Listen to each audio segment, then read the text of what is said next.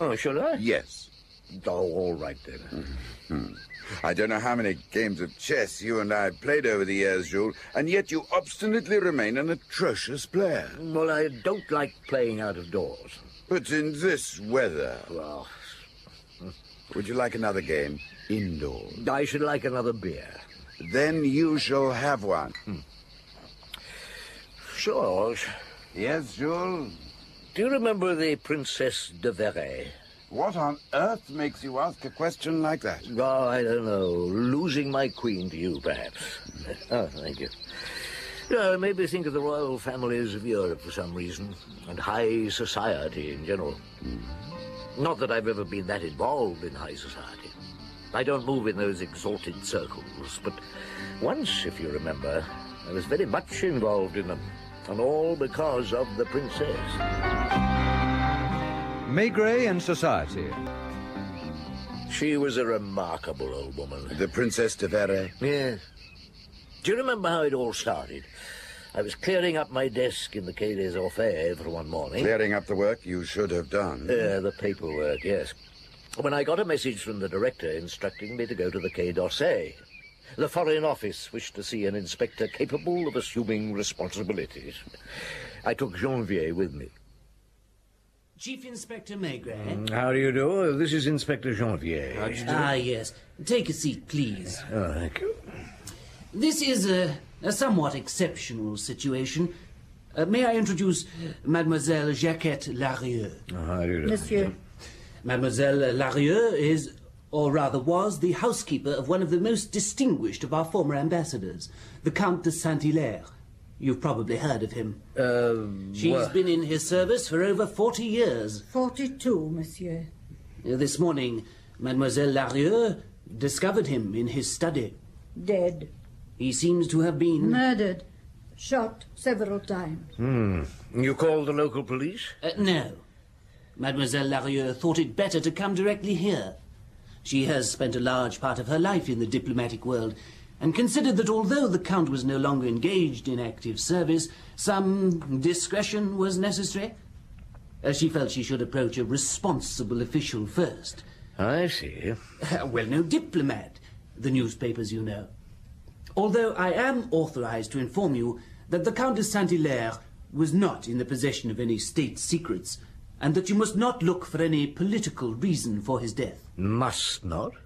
I suggest that you accompany Mademoiselle Larieux to the Count's residence in the Rue Saint-Dominique. I will come with you. Well, Don't worry, I shall not interfere. I am coming simply to make sure that there is nothing there which might embarrass you. You are right, mademoiselle. The Count was shot several times. As I told you. Quite. Janvier, the local police should be informed. Right, Chief. And get onto the Criminal Records Office. Try and get Meurs. He's a good man. And Dr. Paul, we need his report. Right. Mademoiselle, can you tell me where the phone is, please? In the hall. Thank you.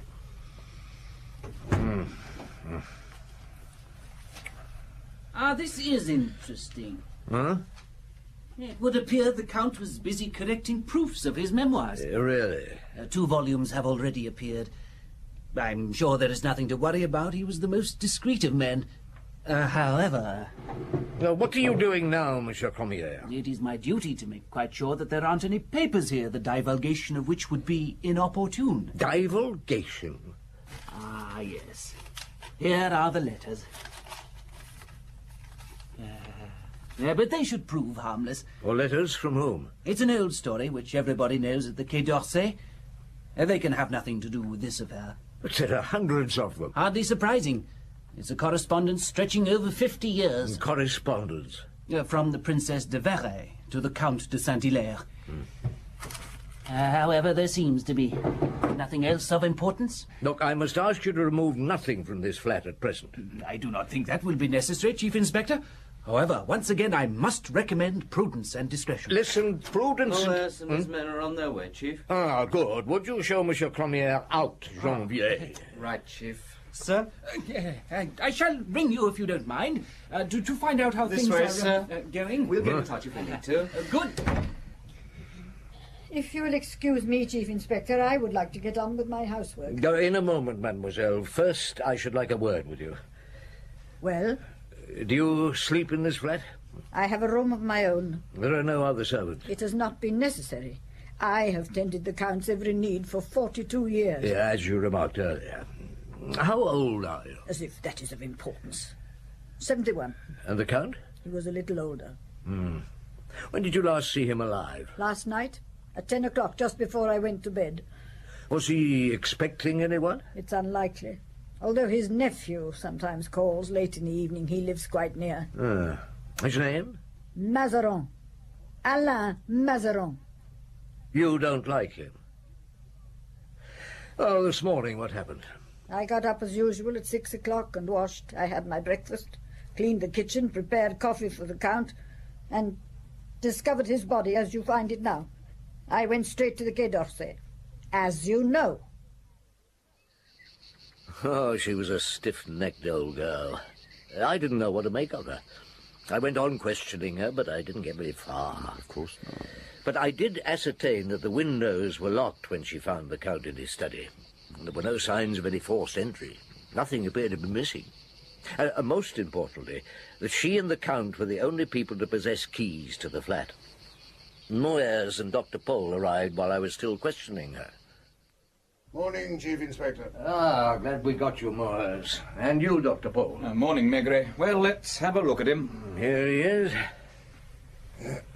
I should like to go out. I should like to go to church. Later, perhaps. Then may I at least be permitted to go to my room? Oh, yes, of course. Thank you.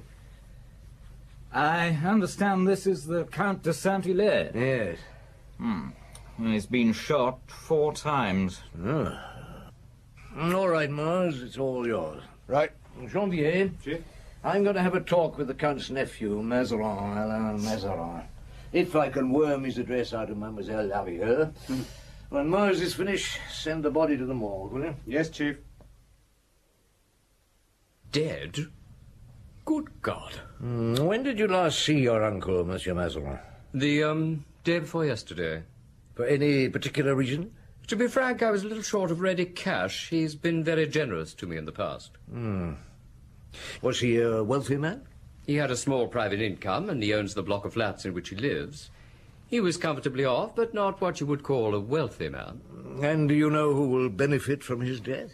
I understand that I will inherit the bulk of the estate. I see. Have you any idea why he was killed? I know next to nothing. Robbery, perhaps.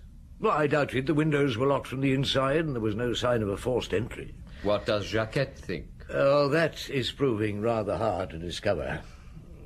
She doesn't seem to like you. She doesn't like anybody except my uncle. If she'd had her way, nobody would ever have been allowed near him. Do you think she might have been capable of killing him? Killing him? Jacquette? You hesitate. It's just... Oh, you made me wonder. It's, possible, I suppose. She could be jealous. Well, a lady like that, jealous. You mean to say she was in love with it? It's more than possible. They once had an affair. She was very attractive when she was young. I wonder, with the prince's death... The prince? The Prince de Verray. He died on Sunday. Did he now? Have you read the letters yet?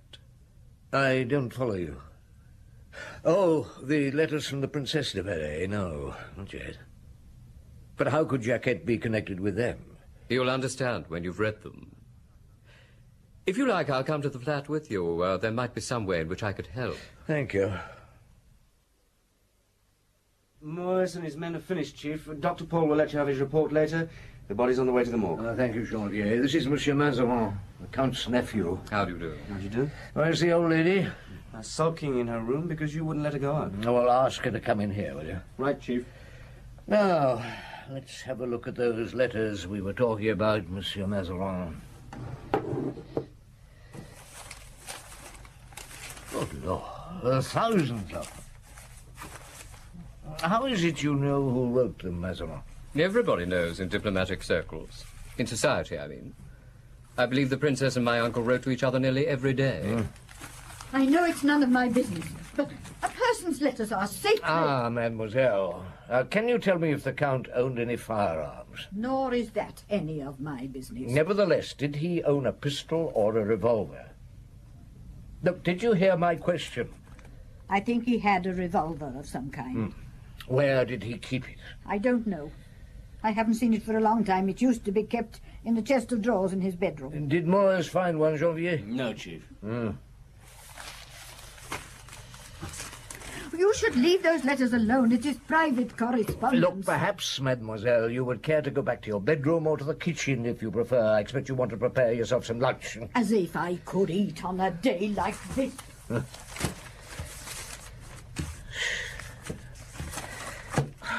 It's incredible. 50 years of letters. About that. I understand they met and fell in love when my uncle was 26, and after her marriage to the prince, they never met again. Why didn't they marry? As was the practice in those days, an arrangement was made between two great families, and, if I may use this word, the princess was obliged to marry the Prince de Verey. After all, she was the daughter of the Duc de Sac. And she wasn't in love with the prince? No, she was not in love with the prince. Did the prince know about this correspondence? Of course. Isabel would never have conducted such a relationship behind his back. Hubert understood and agreed not to consummate the marriage. Hubert, I take it, is the prince? Correct. So they had no children? They had a son. Huh? Philippe, now Prince Philippe since his father's death.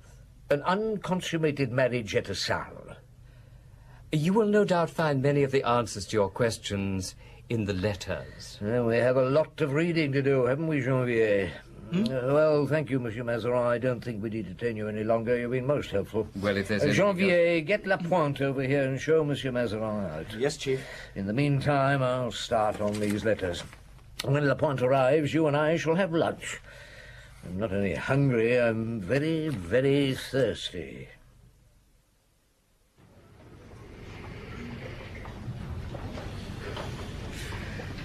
You're quiet, Chief? Well, I'm thinking about these people. The Count, the Princess, even Mazarin. I'm not used to them, to their way of life, to their habits, their way of thinking. But the answer to the Count's death lies there somewhere, I'm sure of it, and it's a world I know nothing about. Nor me. Now, those letters, you've read some of them. What do you think? I felt like a voyeur. Jacquette's right. They're private. Nothing to do with the case. Or everything. Well, what facts do they offer? The prince was 84 when he died. Fact. The letters indicate that the princess and the count intended to marry if the prince predeceased them. Fact.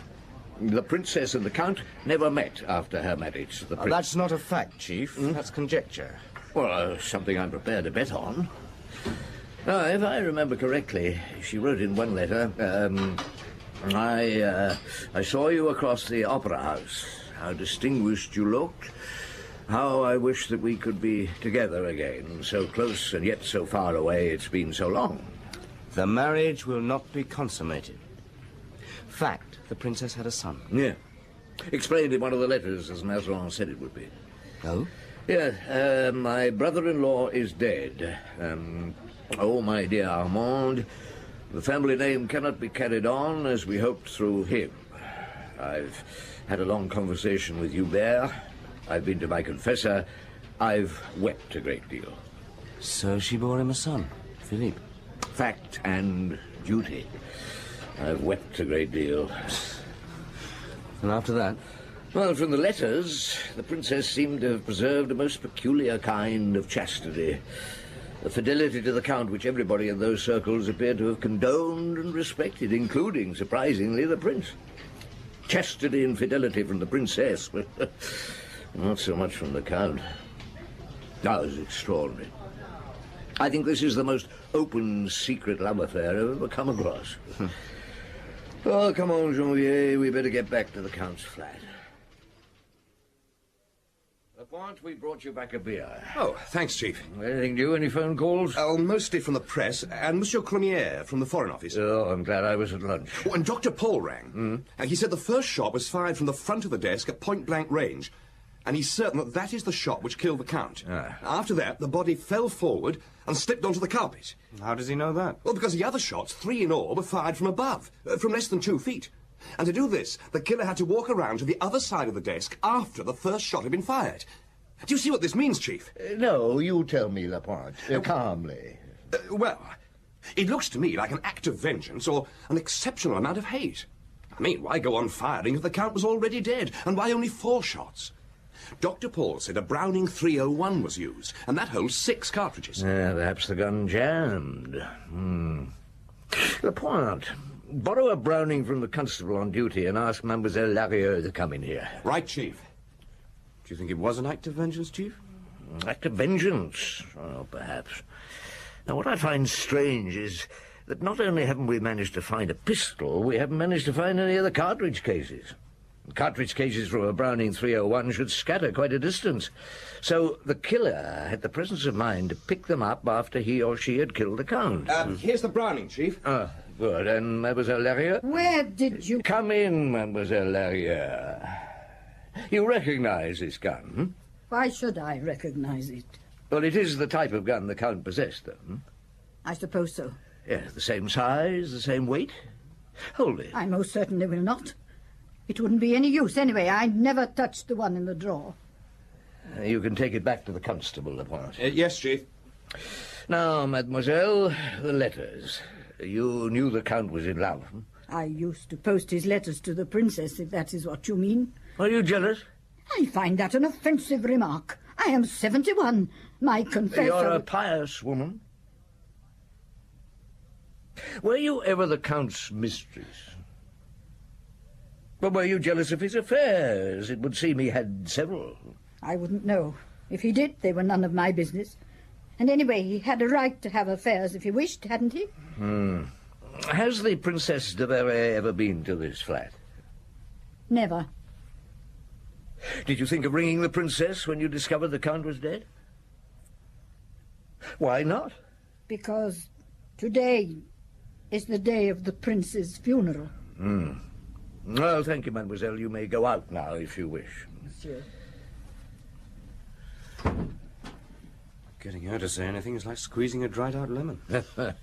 Oh, I'm going round to the Count's solicitors. You trot off and see if you can find out anything more about Mazarin. I don't like that man. There's something about him I distrust. Lapointe. Yes, Chief? Go on questioning the old lady, but gently. Don't press her too hard. You may appeal to her more than Janvier or I do.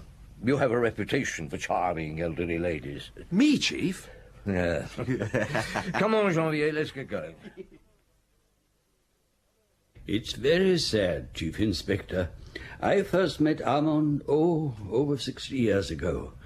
We were together in the sixth form. Tragic. I suppose he left a will with you? Indeed, yes. I drew it up myself. I've just been looking at it. Does the nephew, Mazarin, inherit everything? Broadly speaking, yes. That's what he told me. The housekeeper, Jacquette Larieux, receives a pension which will enable her to end her days in comfort. As for furniture, pictures, personal belongings, they are bequeathed to an old friend. Isabelle de Verre. Oh, you obviously know all about it. Oh, doesn't everybody? Had the Count any enemies that you know of? How could he? He never jostled anyone out of position. He waited his turn in the Foreign Office. His memoirs have proved most circumspect. No, the Count was a man of tremendous distinction. Always a man of honor. I suppose Jacquette Larieux was his mistress. That is not the word I would choose. Armand was a bon vivant. He rarely let a pretty girl come near him without trying his luck. I'm told Jacquette was very attractive when young. Oh, indeed, yes, and it is likely that if the opportunity occurred... need I go on? But mistress, no, I think not. Well, thank you, Maître. You've been most helpful. Ah, yes, I suppose you're in a hurry. Everybody's in a hurry these days. Don't forget, I'm entirely at your service. Thank you. Yes, entirely. Goodbye. I left the old solicitor's office nonplussed. I had the impression of being immersed in a distant past, in a world which had, so to speak, vanished. It's a long time since I've heard the phrase, man of honor. The world has changed, Jules. Well, I was utterly confused. I went into a cafe and ordered a beer. No motive for the Count's murder? Well, there had to be one. People don't commit murder without a motive. All these old people, a crime of passion? God, this seemed to be a ridiculous idea. 2 old ladies, one a princess, one a maidservant. 2 old men, a prince and a count. Both dead within 4 days of each other. A coincidence or something more? Where did the nephew, Mazarin, fit in? A matter of money? It was possible. Anyway, I drank my beer and went back to the Rue Saint-Dominique. Janvier had arrived back before me. Did you know that Mazarin is married, Chief? Eh? Well, there was no wife about when I saw him. Hardly surprising. They've been separated for the past 8 years. I managed to track her down, though. And? Well, Mazarin's not a very pleasant man, if I can believe her. And I think I can. Petty-minded to the point of sadism. Not violent. He appears to have favoured mental cruelty. So she left him. For a while he supported her and their 2 children. Not at the moment, however. Very concise, Janvier. Why doesn't he support her now? Shortage of money, I suppose. Which means he could have murdered his uncle to hasten his inheritance. Coffee, Chief. With the compliments of Mademoiselle Larieux. What? Not as gracious as it would seem. She wanted me out of her kitchen. Did you get any more out of her, Lapointe? Nothing. You were wrong about my charms, Chief. At least as far as this elderly lady is concerned. I started to question her, very gently as instructed. Was more or less told that I couldn't teach my grandmother to suck eggs. Here. Thank you. Well, there's one person in this case I haven't seen yet, and it's one interview I'm not looking forward to. Who's that with? The Princess de Valais. I thought, Madame, that I should get in touch with you, if only to give you a few details. Of course. You have read the letters. Well... I am most grateful to you for coming, Chief Inspector. My first impulse was to go over to the Rue Saint-Dominique when I heard of Armand's death. I would have liked to have seen him just once more. How did you find out about his death? From my son, Philippe. He's staying with me at the moment, together with my daughter-in-law and my 2 grandchildren. He read of it in the newspapers. See, I thought perhaps Mademoiselle Larieux might have phoned you. Oh, it wasn't possible. My son has disconnected the telephones. We've had so many calls since my husband died. What I would like to know, did Armand die in pain? No, Madame, he died instantly. In his study, next to the bedroom? You've been there? Once, long ago, with Jacquette's connivance when Armand was absent. Jacquette lied. It is understandable, is it not? For years I've been accustomed to living in imagination with him. Much he told me in his letters. But Jacquette arranged matters so that I was able just once to look inside his home. Now, you and the Count intended to marry if the Prince predeceased you. Most certainly. Was Jacquette jealous? Oh, of his mistresses in the old days, yes, I think she was. But not of me. Do you think she was once the Count's mistress? There can be no doubt of it. Armand never attempted to conceal anything from me. I remember he wrote once, "Jacquette is nervy today. I must remember to pleasure her tonight." Does it surprise you? Yet it is so natural. Are you aware of the terms of the will? Armand insisted on leaving me his furniture, so that if he happened to die before me, I would have an impression, to some extent, of having been his wife. With his furniture, I shall have his flat reconstructed here. An old woman's whim, no doubt. I haven't long to live, but no matter how little time may be left, I shall live it in his setting, as if I were his widow. Your late husband knew of your plans? But of course. We had nothing to hide. Armand was a very old friend. And your son? We made no attempt at concealment. The whole family knows about my feelings for Armand. And Jacquette knew of your plans to marry? She looked forward to my doing so. Oh, I see. Is there anything else you would like to ask me, Chief Inspector? Is there any other way in which I might help you? Yes, I would like to speak to your son, if that's possible. But of course. Will you come this way?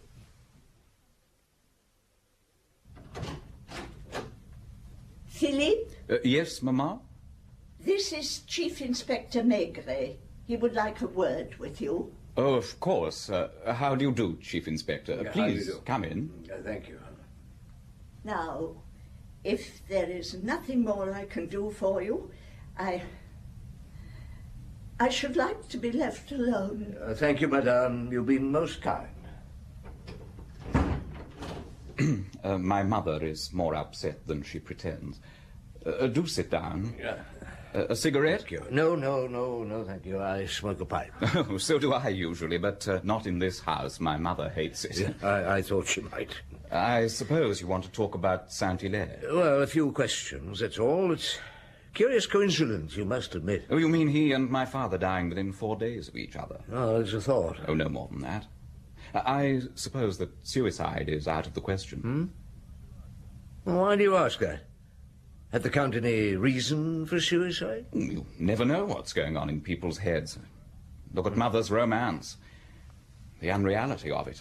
The impossibility. All her life she's kept up this mystic love for a man she only saw occasionally from a distance. Oh, I suppose it was harmless enough. Indeed, my father was the first to smile at it. How did you feel about it? It was no concern of mine. I suppose not. Well, as a matter of form, I must ask you one particular question. Where was I last night? At what time, Chief Inspector? Well, let's say between 10 o'clock and midnight. I dined with the family and then went for a stroll along the Champs-Élysées at about 10 o'clock. Until midnight? Well, no. This might strike you as a little peculiar in view of my bereavement, but whenever I come to Paris, I'm in the habit of spending an hour or two with a pretty woman. And this is not possible where I live. And you found one and went to her home? We went to the hotel in Rue de Berry. It appears to be her home. There were clothes in the bedroom, personal belongings in the bathroom. Forgive my insistence, but Well, she was a brunette, not very tall. She was wearing a green dress, and she has a beauty spot under one breast. I think it was the left one. You should be able to verify. Yes, of course. Oh, thank you. I didn't go back to the Rue Saint-Dominique after leaving the de Verre home. Oh, you went to the nearest cafe for a drink instead.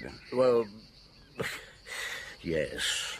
I needed to sort things out. Of course. Well, it was all so confusing. A man had been killed, but who had killed him and why? Was Jacquette jealous? Was Mazarin, whom his wife accused of mental cruelty, unbalanced? Was the princess telling me the truth? Was she, Jules? I believe so. She was a very charming lady. And Philippe? How did he really feel about his mother's ridiculous romantic love affair? Was there bitterness in his mind whenever he considered the situation of his conception? Now, the more I thought about them all, the more confused and angry I got. I'm afraid both Lapointe and Louise had to suffer my ill temper that night. Lapointe, I want you to stay in the Count's flat overnight. Well, she can wait. Put Janvier on. Janvier, I want you to check on Philippe de Verre's statement and... Well, of course you don't know what it was. I haven't told you yet. You got a pencil? Yeah, I know your memory is excellent. Look, I want you to go to the hotel in the Rue de Berry. I want you to question the proprietor. Then I went home. Louise suggested the cinema, but instead of going out, I sat grumpily in my corner, puffing at my pipe. I'm afraid I drank too much. You can be very bad-tempered. Oh, thanks. The next morning, I waited at the Quai des Orfèvres for Janvier's report. He arrived about 11, looking fresh as a daisy. Absolutely clean, Chief. What de Verre said was true. I found the woman, he accosted her about 10 to 11, stayed about half an hour. That means he left her before 11:30. Yes, Chief.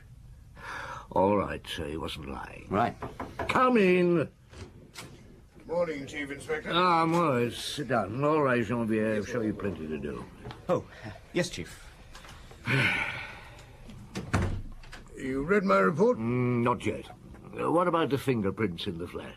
Well, the Count's, of course, Jacquet Larieux, a few of yours, many of Cromier's. Oh.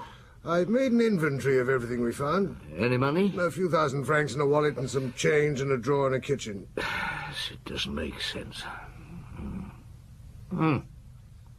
I've had an idea, Morris. Have you submitted Jacquet to the paraffin test?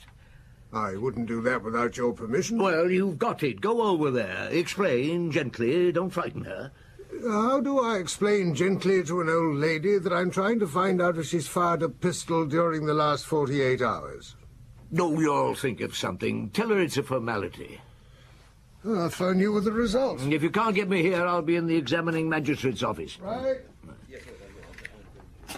Chief, there's a young man to see you. Julien de Verre, Philippe de Verre's son. Oh. Well, show him in, Jean-Pierre. Right, Chief. Will you go in, please? Thank you. Ah, monsieur, I saw you at my grandmother's house yesterday. I wanted to talk to you then, but I couldn't. Not in front of my father. Why not? Sit down. Thank you. Well, it's about my relationship with the Count de Saint-Hilaire. You knew him? Oh, yes. Did your father know about this? He knew. I'm not sure he approved. How did you come to meet him?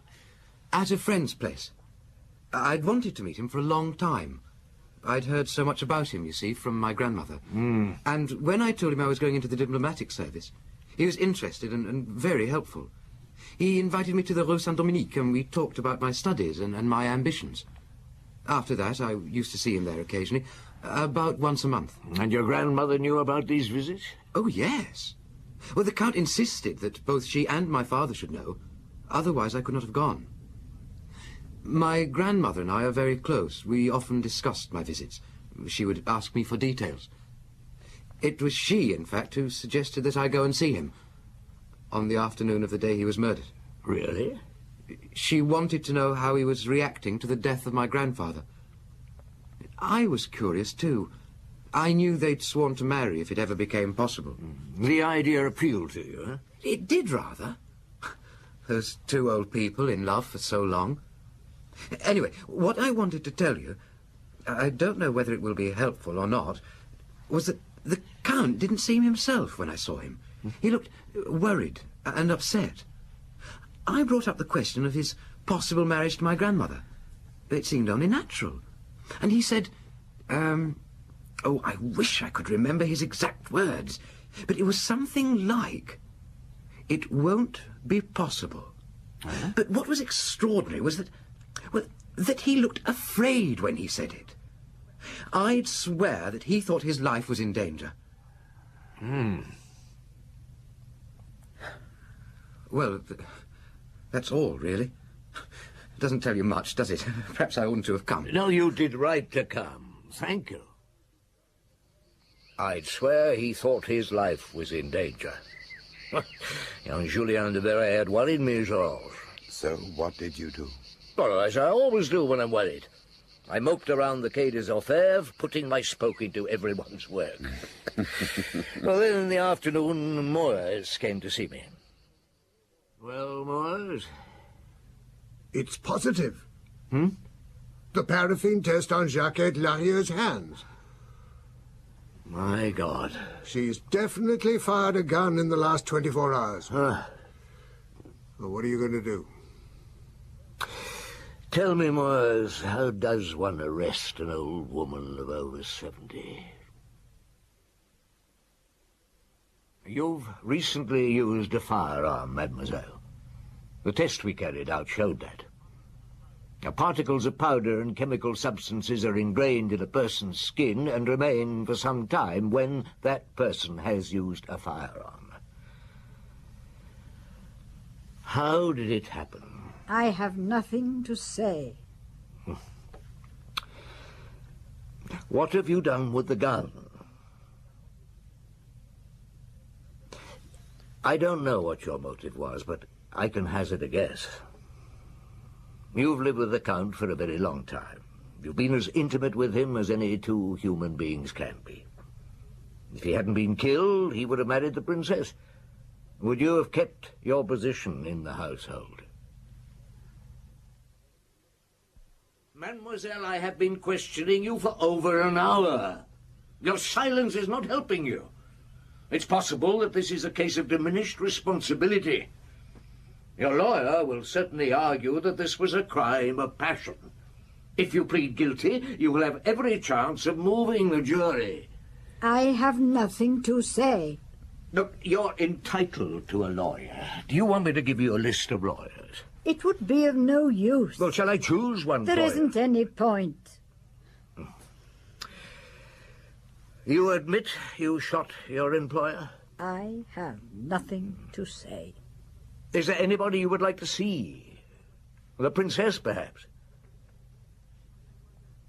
Mademoiselle, we have material evidence that you fired one or more of those shots. Will you please tell me why? Am I entitled to see a priest? You want a confessor? I am simply asking permission to talk to a priest for a few minutes, that is all. The Abbé Barreau.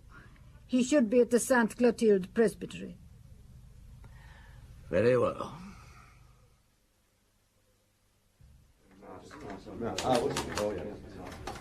How long has the Abbé been with her now, Chief? No, 25 minutes. Do you think it's going to help? I don't know. I feel the solution is somewhere near, but I distrust the evidence. A crime of passion has a ridiculous sound.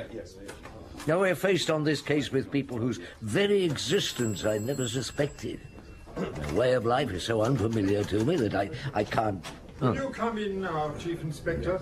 I must apologize for keeping you so long, but Mademoiselle Larrieux has asked me a very difficult question, and I've had to consider it most carefully. Yes, not at all, Abbé Barreau. You look tired, mademoiselle. May I stay? I may be able to help. Yes, of course. Mademoiselle, as you are aware, is extremely devout, and it is her piety which has led her to adopt an attitude which I have felt it my duty to persuade her to abandon. What has been worrying her is the thought that the Count might not be given a Christian burial. She intended to wait until after the funeral before saying anything. The Count committed suicide. I'm afraid that is the truth of the matter. But I have told Mademoiselle Larrieux we have no proof that he didn't repent in his last few moments. No death is as instantaneous in the eyes of the Church as your medical files might suggest. Tell the Chief Inspector what you told me, Mademoiselle. I was in bed when I heard a single shot. I rushed into the study. Armand, the Count, was sprawled on the carpet as you found him. The pistol was on his desk. There was no doubt that he was... My first impulse was to telephone the princess, but it was nearly midnight. I didn't want to disturb her. How long before you used the pistol yourself? I don't know. 10 minutes, perhaps. I knelt down beside him, and I said a prayer. I couldn't let it be known that he had... I had to make it look like murder. So I stood up, took hold of the pistol, and I fired without looking, and asked him and him to forgive me. I pulled the trigger until it wouldn't work anymore. I don't know anything about guns. The next morning, before I went to the Foreign Office, I threw the gun and the cartridge cases into the Seine from the Pont de la Concorde. Do you know why the Count committed suicide? He believed he had cancer of the stomach. And he was a very healthy man, according to the police report. I spoke to his doctor once, and he seemed unworried. A little too much wine, he suggested, a touch of indigestion. Nothing more serious. But I know that the Count didn't believe him because he consulted several other doctors. For confirmation of his fears? I suppose so. An old friend of his died of cancer after 2 years' illness. I remember him saying then, why don't they let him die? If I were in his place, I should ask them to help me go. He was obsessed by the idea that he was suffering in the same way, so that when he heard of the prince's death... I'm beginning to understand. The Count expected to be bedridden, like his friend, just when there was the possibility of his entering into a real life, no matter how short, with the woman he'd loved for 50 years. He could see no future for her except as a sick nurse, and that he could not accept. Well, I must make a phone call, mademoiselle, and then I think you'll be free to go. Armand will be given a Christian burial. I don't believe the Church will refuse its last blessing to the Count de Saint-Hilaire.